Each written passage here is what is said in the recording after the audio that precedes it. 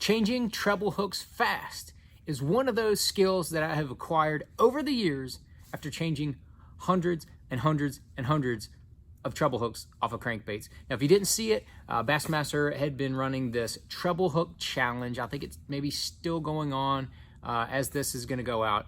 But what they were doing was challenging anglers to see how quickly they could change 2 treble hooks off of a crankbait and put 2 new treble hooks on there. I did it in 17 seconds. My buddy Ed Lochran, who I know is a crankbait guy himself, just like me, he changed it in 18 seconds, and that was pretty amazing. I wasn't sure if I could beat it, but I barely beat it. I think somebody may be able to beat my time, but I've had a lot of people asking about it. And if you didn't see the contest, I'm gonna just show you that right here. Here we go.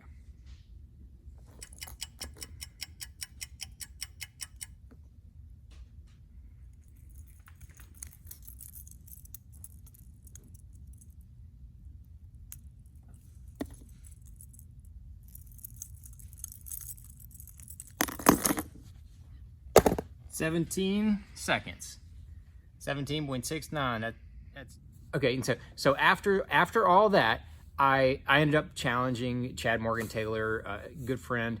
But you know, Ed challenged me, and I think Chris Saldane. I haven't seen Chris's yet, but he must. I don't know if he's going to do it or not after the time I posted. But I just want to kind of walk everybody through how I change treble hooks, show you a few little tricks that I do to be able to do it quickly, and then hopefully you can incorporate that into yours as well. But I've got my big box of Little Johns right here. I'm gonna break one of those out. I'm gonna find one that's got some older hooks on it, and then I'm gonna go into my box of Gamakatsu treble hooks. These are all of my regular Gamakatsu treble. These are not all the G Finesse.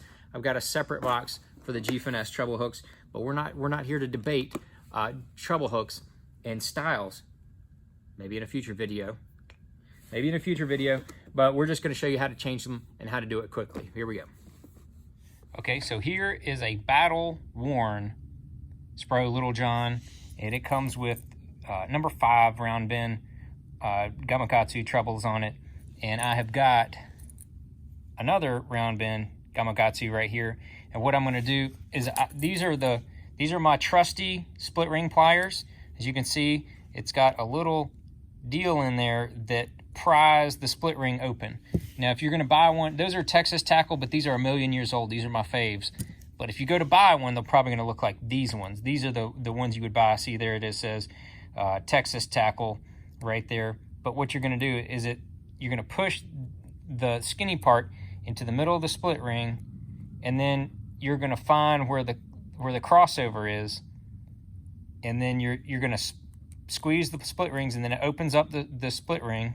Squeeze the pliers, open up the split ring, and then before you go spinning, you start it on there, and then you grab your other treble hook right there, and you put it just on there.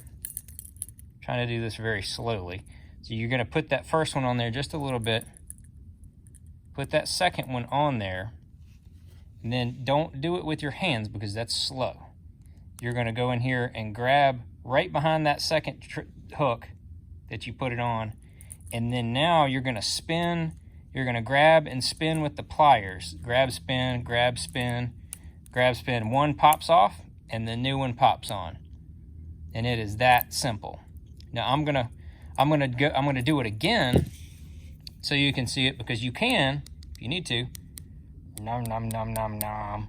You can use big pliers like this. It's a little slower, a little more cumbersome, but you have to grab right at the crossover. You got to grab with, real close to it, and you can do the same thing. You have to have good pliers. You do the same thing. You can spin it to get it started on there a little ways. Grab the other treble hook, put it on there, just like that, and then you come in right behind where that second hook is, and then you're going to use the pliers to spin the split ring, and the one goes off and one goes on.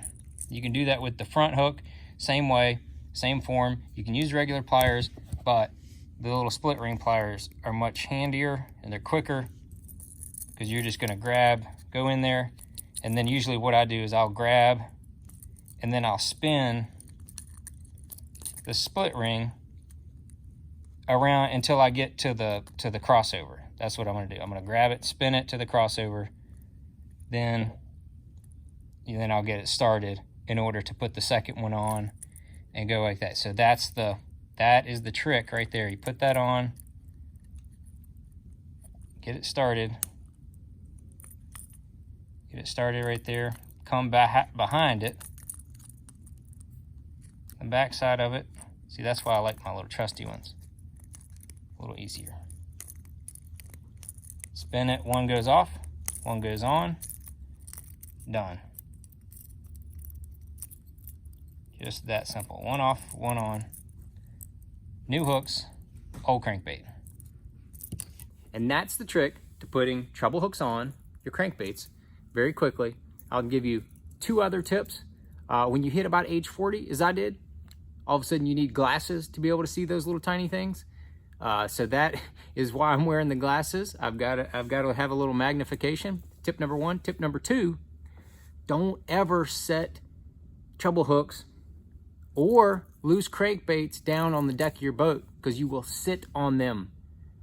I've not had them actually get into my rear, but I know Takahiro is a big crankbait guy, and he has done that about half a dozen times. I'm not kidding you. He has gotten that crankbait and the crankbait hooks in his rear because he has sat on the crankbait. So do not put them on the deck of your boat.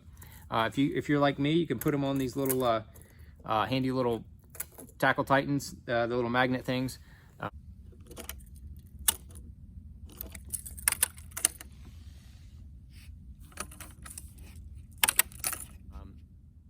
Those are very handy. Those are very handy, very convenient, and they keep you from sitting on your crankbaits. Another tip right there, but you can change them very quickly with these right here. So if you want to see any other tips, you have any other questions, other comments, put it up there, put it down there, put it down there, put it down in the bottom.